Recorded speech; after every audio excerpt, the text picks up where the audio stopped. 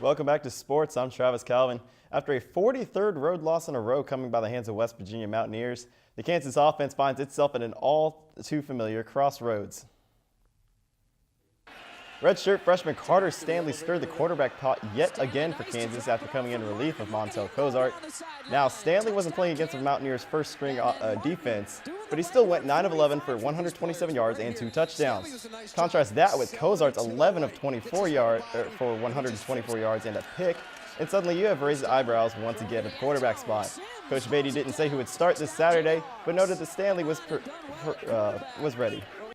Been doing it for 4 or 5 weeks, and it's something that we require our guys to do, but he never misses a play. You look up every now and then and you see some of them missing plays, but every single play he goes through it, from procedure to communication, and then he'll actually take his drop and you'll see his eyes working. So I think that's really what has helped him.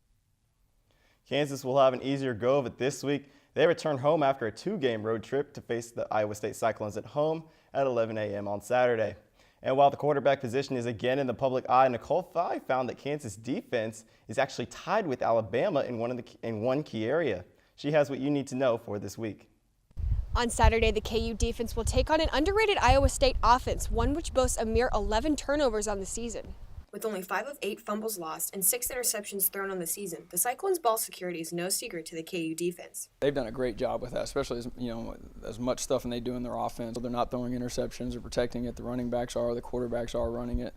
So they've done a nice job in that part. It's always a constant focus for us. We only got 1 last week. We always shoot for 3 a game. It's one of those deals. You got to take advantage of your opportunity to rip a ball out. In the Jayhawks' 9 games this season, the defense has forced a grand total of 14 fumbles, coming up with 8.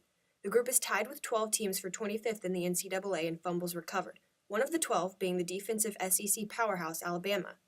That's a little challenge. We want to see how much we can get the ball out and get them to make a turnover or make a bad play just as well as we do with any other team. As for the Cyclones, Iowa State runs a 2-quarterback system with versatile receivers in the X and Y, making for a tough day forcing turnovers through the air. The Cyclones have 6 interceptions thrown on the season, mirroring the Jayhawks' 6 interceptions forced. I mean, Coach Beatty definitely, mentioned it, how, they're a good disciplined team, not that many penalties, they don't really turn the ball over like that. So we kind of, we definitely talked about it and how we're going to have to go out there and play a complete game to beat them. Some injury updates for Saturday. Marquise Roberts is out while Mike Lee and Montel Cozart remain in the concussion protocol. Those two will be evaluated during this week's practice. Joe Gibson will play and Daniel Wise will also play after being reinstated by the Big 12 following his ejection during the West Virginia game. Reporting from Memorial Stadium, Nicole Fye, KUJH Sports. The Jayhawks' last Big 12 victory came at home against the Cyclones back in 2014. Maybe the Hawks will have a little bit rekindle their mojo around this time.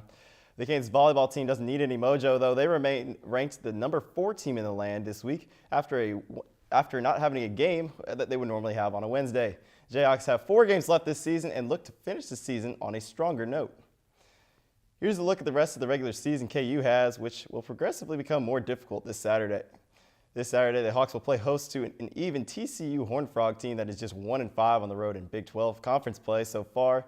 After that, Kansas is off to Morgantown for a West Virginia squad that is just 3-8 in the Big 12.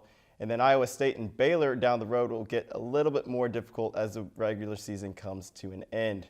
First things first, though, game time for TCU Saturday is set for 4 p.m., but could potentially move due to football. And the clock is ticking closer and closer to 8 o'clock on Friday for the start of the men's basketball season, and fans are ready. It's been a while since the Hawks and the Hoosiers have duked it out on the hardwood, so let's take a first look at the series history. I was a crying 2-month-old baby the last time Kansas and Indiana played back in '95, and here's a little perspective on that. KU was led by a talented trio of Jacques Vaughn, Rafe LaFrentz, and freshman newcomer Paul Pierce. That's a familiar name. Pierce led the way for the Hawks, dropping 21 points and 8 boards, while Vaughn, on the other hand, had his own 14 points along with 4 dimes. KU won that matchup 91-83. KU has actually defeated Indiana in 6 straight games, but none of that history matters on Friday night when the Hawks will tip off with Indiana at 8 p.m. on ESPN.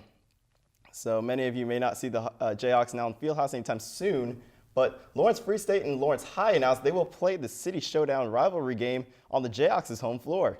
Both the girls and boys teams will play in the Fieldhouse on December 16th, with the girls playing at 6:30 and the boys at 8 p.m.